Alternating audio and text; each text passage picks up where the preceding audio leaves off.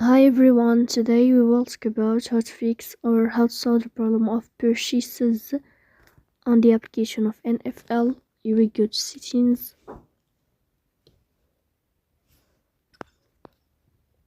In this list, we click on apps, default apps, app settings. Here in the sign on above, you will search about the application of NFL app.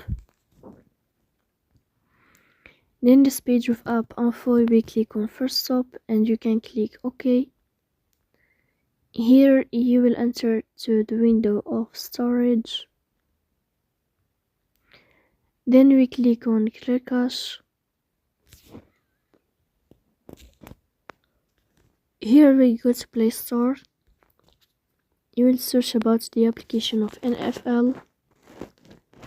Then you can update your app if you find updates, so please don't forget to support